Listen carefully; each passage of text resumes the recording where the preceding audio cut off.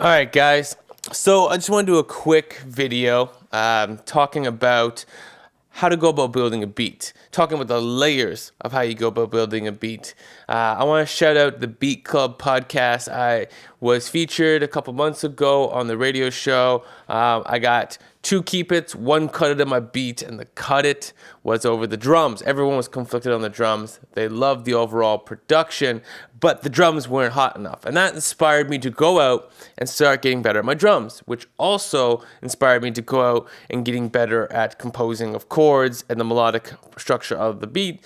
And I just been hustling on that learning part. So I wanted to break down what you should be thinking about when you look at a beat. A lot of times when you start, people are starting with kick, hi-hat, snare, basic bass line, and a bunch of chops, right? You know, they're sampling something.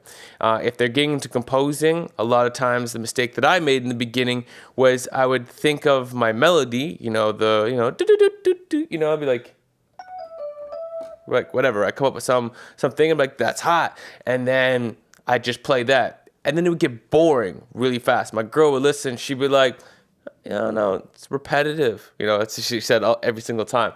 And then I'd be like, damn, I got to work more. So after quite a bit of time, I've started to understand what are the fundamental pieces you need to put in. Still learning. We're always all learning. But let's break this down. So you can see in this song, I have a bass at the top. I have 4 tracks for the drums. You can see I have the kick, the snare, and a hi-hat. So that's your basic stuff. In this hi-hat, it's an audio recording. There are 2 different sounds, one accenting the other, and then a percussion. The reason why my drums are a little simpler on this and other beats is because I actually made this on an iPhone app called Oxy. I'm going to do another video on this because the app is freaking awesome. I'm still applying those fundamentals even inside this app. So there are really 2 hi-hats and a percussion, which is going to make those parts of the those parts of the rhythm structure more interesting. Then where it really gets interesting, I'm just going to move this down. In where it's really important is I have a harmonic chord here, and this is the chord keys. This is the bass for which everything glues together. Then I have a high version of the bass line, which adds as a cool accent and melodic instrument, and then the stab, which is also part of the melodic instrument. It's kind of like one plays and the other one plays off of it. So that's the melody that keeps things interesting, but the chords keep things glued. So let's play this really quickly so you can hear what I'm talking about.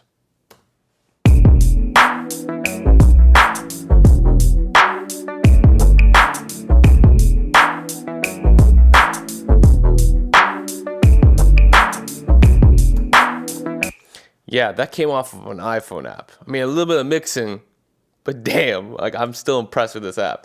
So, let's play, first of all, the chord, so you can really see what I'm talking about. I'm going to play it without the chord, actually. So let's listen again without this chord.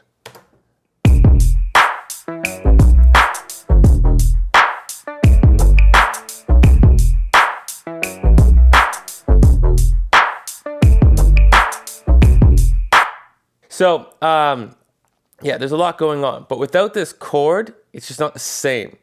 Even if it's played low.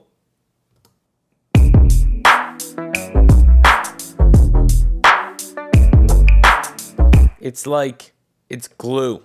It keeps things together. Whenever you're thinking about composing, you should be playing in a chord. When you're sampling, usually your sample's going to be your chord. It's going to be the glue. So you should then start thinking, I'm going to accent this with,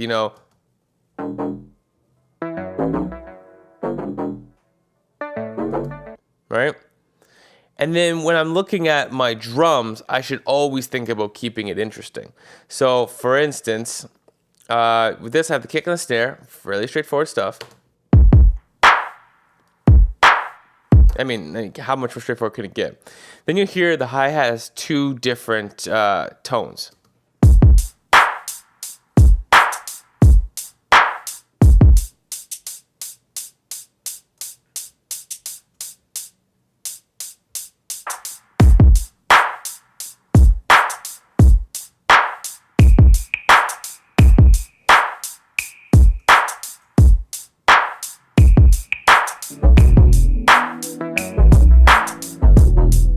This is a very simple loop, but there's still a lot going on to make it interesting. And that's kind of what you need to think about. Give me 1 second. I'm gonna open up one more beat and I'm gonna show you how you can do more with your drums. So this is another wicked lo-fi-ish beat, or definitely lo-fi beat. I'm gonna play it for you quickly, and then I'm gonna show you the drums because there's a lot of tracks here keeping it interesting.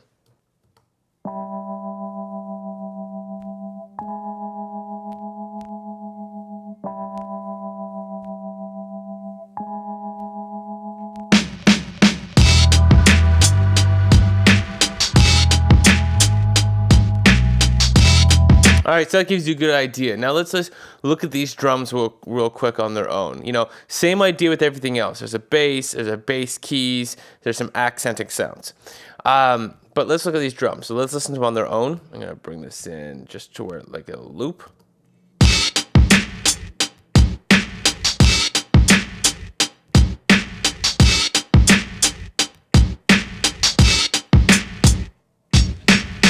There's something about it that I love, which just sounds like I sampled it. It has a lot to do with the fact that I'm processing this through a vinyl plugin to make it feel old school and lo-fi. Shout out to iZotope for that. Go check them out. Their free vinyl record plugin is wicked.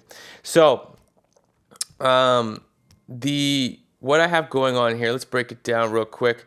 So I have a kick and a snare as my primary. Turn that one off. And then where it gets interesting is I have a double hit over here with the main snare. And then I have a triple hit with a different snare because I simply wanted to change it up and surprise you and just make it be like, ooh, that's cool. And then you're waiting for it again. And you have to wait such a long time that it keeps it feeling fresh.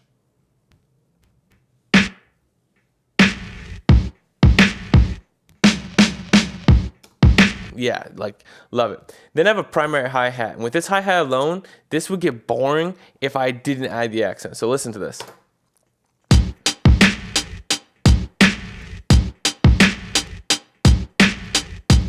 You can tell, like, I need something. Otherwise, it's going to get boring after I do 4 bars of this.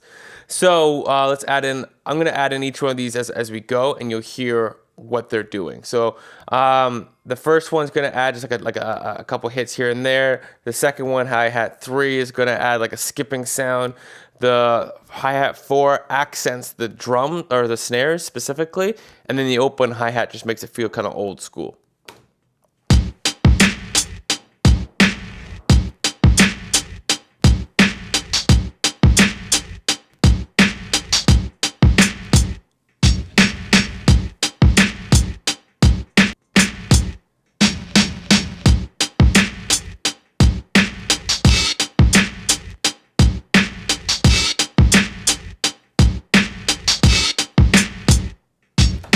And that's like what, 8 tracks to make your drums. And if you're recording drums live, like they're the most complicated thing to record, you would have a lot of channels, probably 8, maybe more, maybe less. Just depends what you got. But when you think about drums, don't just think about them as kick, hi-hat, snare, and just one of each. In the real world, every hit you make makes a slightly different tone, especially if you have like a hi-hat where you have like a pack and it has like 2 to 3 hi-hat sounds that sound like the exact same hi-hat. Don't go, oh, I like this one the most. Use all 3 of them. Play, just drop 1 or 2 of the notes here and there on your MIDI down to one of the other ones, and it'll keep it fresh. It'll make it sound more natural. You gotta do things to make it sound cool. To make it keep from getting boring. Anyways, that's all I wanted to say. If you like this video, please hit that like button. Make sure you subscribe for more videos like this. Share with all your friends. If you have any questions for me, please put a comment down below or hit me up anywhere on social media. Thanks again, guys. I'll be back soon with another video on the Oxy app because it's awesome and I think you guys are going to love it. See you soon.